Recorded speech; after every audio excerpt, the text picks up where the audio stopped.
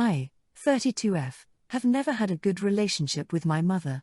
She was very emotionally and verbally abusive to me when I was a kid. She's a very mean person that when I left for college at 18 I went no contact with her. It was best for me to distance myself from her and it worked for me.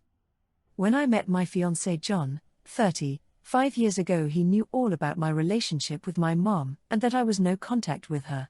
He always respected my boundaries and never pushed for me to have a relationship with her, even when I was pregnant with our daughter, too. When I got engaged I made his sister Stacy my maid of honor because we have a very close relationship. Or I thought. Last Sunday I was going over the guest list with her and coming up with a seating chart for the reception. I never said anything about where my mother would be sitting because she wasn't invited, and I think that caught her off guard because she asked where my mother would be sitting. I told her that my mother wasn't invited because we don't talk and I really don't want her at the wedding. She got quiet but didn't argue with me and we moved on from there. A few days passed and I got a call from a number I didn't know. I didn't answer and hung up, but the number called again so I answered. My heart dropped when I heard my mother's voice. She was crying through the phone asking me why she didn't know that I was getting married, and I was honest with her. I told her that she didn't need to know because of how she treated me all throughout my childhood. I had to go to therapy to undo the damage she did to me and I'm still not completely healed from it. I made a choice going no contact with her and I would like to keep it that way.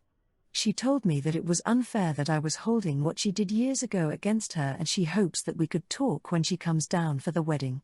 I told her that wasn't necessary because she wasn't invited. She started crying, asking me why I sent her an invitation to the wedding if I didn't actually want her there. I told her that I didn't, so I don't know how she got one, but it wasn't from me. She said nothing else and hung up the phone. When John got home with Stacy, I asked him why he sent an invitation to my mother when I told him that I didn't want her there. He was confused and said that he didn't, but I told him that someone did because she has one. That's when Stacy steps in and tells me that she was the one that sent out the invitation because she thought that if I saw her at my wedding I would realize how important it was to have my mother there for me. Now Stacy knows what I have been through with my mom and why I didn't want her at my wedding. She knows that my relationship with her is not good and her going behind my back to invite someone to my wedding that I don't get along with felt like a huge act of betrayal. I snapped at her and kicked her out of the wedding party because I refused to have someone there who didn't respect my boundaries and invited people I didn't like without my permission. She immediately started crying to John, telling him that I couldn't do this and to stop me from kicking her out of the wedding. He was quick to take my side and completely banned her from the wedding. She was fuming mad and left without saying a word. I got calls all Thursday and Friday from John's family telling me that I was the a-hole for making John ban his sister from the wedding. His mom actually told me that what she did wasn't even that big of a deal and I needed to stop acting like a petty baby over something that happened to me years ago. I told her if she felt that way she didn't have come to the wedding either before hanging up on her. This whole thing has divided the family and it's making me feel guilty, but John has reassured me that I did nothing wrong and had nothing to feel guilty about. I want to believe him, but I can't help but feel like I might have overrated a bit. Comment 1. NTA, awesome on your fiancé for having your back. You kicked her out of the wedding party because she fool around, find out. Your fiancé banned her from the wedding entirely, which is his choice, and I'm assuming it's not something you asked for. The only thing you might want to discuss is if he's sure he really doesn't want her there, because the only thing it seems like you wanted was for her to be out of the wedding party. Comment 2. You didn't make John do anything. Stacy did something against your wishes, and when she tried to get her brother to defend her, he made that choice. Block his family from contacting you for now. John can deal with his family directly, but definitely hire some type of security. Even if it's just friends or friends of friends to help enforce who is allowed in and who isn't. NTA, Story 2, calling my sister irresponsible and refusing to help her. I have an elder sister 38F along with 3 other siblings. We were raised in an ultra-Christian household where we had to go to church, girls had to dress extremely modesty, we were homeschooled and all. I left the religion when I was 20 and became more of a deist. Two of my other siblings left as well, but my oldest sister 38F and younger one 29F stayed in the religion. My oldest sister is a fundie. Basically, she's even more religious than my parents. She thinks women shouldn't wear pants and that the moon landing was faked and all. She married a husband with similar beliefs and now they have 10 freaking kids together, and I mean 10. I think having that much amount of kids is unethical considering our overpopulation and the climate crisis. I think 3 should be max, but I never really commented much because I knew she'd never listen to me. But my main issue was that she didn't have money to give those kids a comfortable life. Neither her nor her husband is rich. And because of that, their kids don't have a good quality of life at all. They rarely ever get to go on any trips or spend individual time with their parents. They last went on a trip 3 years ago, and that was simply to a water park. The kids have barely any privacy, and the older kids have to help with the younger ones a lot. The kids also literally have to share their clothes with siblings who can wear them, so they don't really even have their own clothes. There are multiple other issues there, but I don't want to get into too much detail. My sister was recently venting about all this, about how her older kids didn't like her Christian rules or having to share clothes or take care of their younger siblings. She asked me if I can buy her groceries for a few months as they've been having money issues lately. I told her that I would not give her any money and that it was her fault she was in this position. She spent so much time being pregnant, so she couldn't really work that much, meaning she was stuck with a low-paying service job. Her husband makes a lot more, but it still isn't enough to raise 10 kids without relying on welfare. I told her all this and she got really upset and said I was judging her personal choices. But honestly, I do judge her. I've spent time with her kids. They're often neglected and often complain about how they don't have anything compared to their friends and how their rules are so strict. I told my sister she was an irresponsible person for having so many kids despite not being anywhere near enough to raise them properly. My parents are now very mad at me for judging her for not being a degenerate career-oriented person. Comment 1, NTA. But it is one thing to ask for groceries as opposed to luxury items. Is she against food pantries or asking help from her beloved church for food?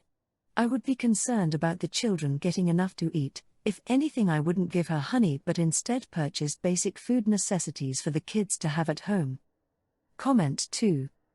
Of course you are judging her for her personal choices. What else would you judge her for? The color of her hair? The shape of her nose? Of course not. You can only judge on personal choices. She was asking you for money because her personal choices put her in the position she is in. If she asks you for money, she should expect to be judged in order for you to decide whether or not you will give her money. NTA. Comment 3. NTA. Just tell her it's obvious she's not praying enough because God will provide. Asking a fallen person like you for help means she isn't trusting in the Lord. Okay, that's nuclear. Tell her you're not judging her personal decisions, but neither will you compensate for her decisions. She chose to have 10 kids. She chose her current life. How to pay for them, feed and clothe them, that's on her and her husband. Story 3, not cleaning before guests came over because I was tired. I usually do a majority of chores in the house. My husband helps with laundry and sometimes vacuums, but that's pretty much it. I usually don't mind because things get done at my pace. If something bothers him, he cleans it, and he is generally appreciative of what I do. And if I ask for help, he will help. Lately he has been having friends over after work. He works second shift, so I am asleep by the time this happens. In the past, if he mentioned having people over, I would clean. But a couple days ago he mentioned people would be coming over, and it was a couple hours before I was going to sleep. The last few weeks have been very stressful for me and I haven't been cleaning as much as I usually do. I just didn't have it in me to clean much before they came over. I was tired. I just cleaned up the dishes from dinner and took out the trash but didn't have energy to do more. Then I went to sleep. I woke up and he was not in bed. I had some text messages from him saying how it was embarrassing having people over the house because it wasn't cleaned. He says it was disrespectful to him and his friends because I knew they were coming but didn't fully clean up. I talked to him about it later that day and he said the same points again. He said I had a couple hours before bed and I should have at least vacuumed, mopped, and picked things up. I told him I was too tired to do that, and if he wants to have me do all the cleaning, then he needs to accept it will be done at my pace and depending on what time, energy, and motivation I have. I don't mind doing it, but it's on my schedule. That's the price of the arrangement. He thinks I was being spiteful by not cleaning more and that I am being rude by my comment on our arrangement. But I just didn't have the energy for more cleaning. Comment 1, disrespectful. That's ridiculous. He's red flag city. Why do you let him treat you like his personal servant? Wow. Does he do most of the cooking? I'm guessing you do that too. Yet he makes you feel guilty for not doing more, at night with unexpected guests? His friends. He cleans. But you have much bigger problems than cleaning. NTA, and I'm so sad you feel the need to even ask. Comment 2. NTA. He thinks he's been disrespected? Babe, you need to completely retrain this guy. You've allowed him to believe that it's your job to clean. It's not. I would go on strike until he decides to carry half the load. The very idea that you would be expected to clean for his friends when he has invited them over is entitlement gone nuclear. I hope you weren't planning on having kids with this guy, he'll be useless. Comment 3. NTA. Your husband is a big boy and can clean when he wants his friends to come over. However, I'm unsure of your job situation. If you are a homemaker or a stay-at-home mom, maybe I get where he's coming from a tiny bit, but 2 hours is incredibly short notice. Still going with NTA, story 4, quickly shutting down my sister after trying to change tradition? I, 45F, hosted my family's Easter dinner at my house last Friday evening. We don't do it on Sunday because we all go to church together and some of my family works after. Usually, most of my mom's side comes and there's a lot of us, lots of aunts, cousins, grandkids, you name it. I have quite a big house with a big backyard. I have 2 kids and there's a playroom in my basement. When I got the house about 10 years ago, most of my family said that I should host because my house was perfect for it. I took it as a compliment and started hosting most family events for the past 10-ish years. I love to host and I love getting all of my family together, it's kinda my thing.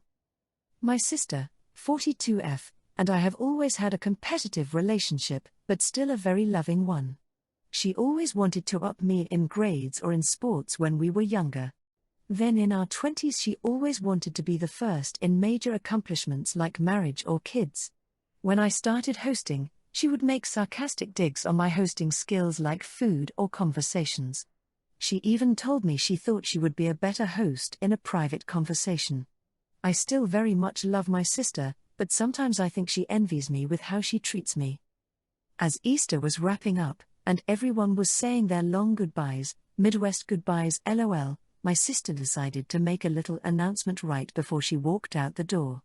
Something along the lines of before I leave, I wanted to say I'm going to host 4th of July this year. I was quite surprised because she had not told me this and she knows quite well that I have been hosting every holiday. Most of the family didn't really know what to say because it was just out of the blue. Now, this is where I might be the asshole. I quickly said, oh, sorry, sister's name, but I was already planning on hosting since I've been doing that for the past decade. I wasn't trying to come off as overly mean, but I also didn't want to get walked on and just give up to my sister's action. She quickly shot back about how she wants to take some pressure off my back and how I don't need to do everything all the time. The way she said it felt mean and snarky. So I told her that I didn't feel pressure since I'm used to it, and then if she wants to host, she should let me know ahead of time instead of 2 months beforehand. We both were being a little bit snarky and passive-aggressive. After my comment, she said okay well, maybe Thanksgiving. And left. I plan on texting my sister about it soon, but I have not talked to her since. I felt bad because I had done it in front of my family, and I got a couple texts afterwards asking if I was okay and that she shouldn't try to break tradition. Whilst my parents, specifically, and some other family members told me I was being an a-hole for not just letting her do something for once. My opinion? YTA. You describe your sister as being irrationally jealous or something, but you've hosted every single family holiday for 10 years and you won't let her do even one? Just because your home is ideal for it doesn't mean others shouldn't get a chance to try.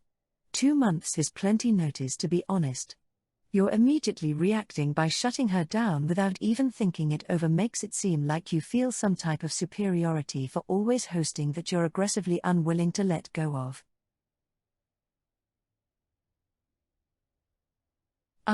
20F, planned a weekend getaway with 2 close friends for my birthday. I've had a rough year, and this trip was something I really looked forward to. It's nothing wild. Just a cabin, some wine, and hiking. I booked it over a month ago and told my boyfriend, 23M, right away. He said it sounded fun and was happy for me. A few days ago his mom decided to host a family dinner on the same weekend. She didn't ask about our plans, just texted the whole family like dinner at our place Saturday night. Everyone expected. My boyfriend asked if I could cancel the trip or at least come back early so I could attend. I told him no. It's my birthday, I made the plans first, and I wasn't going to cut it short for something his mom planned last minute. He got really quiet and said I was being disrespectful to his family and choosing friends over people who really care. Now he's distant, and his sister texted me something like it's not that hard to show up for family. I don't hate his family at all. But this felt unfair.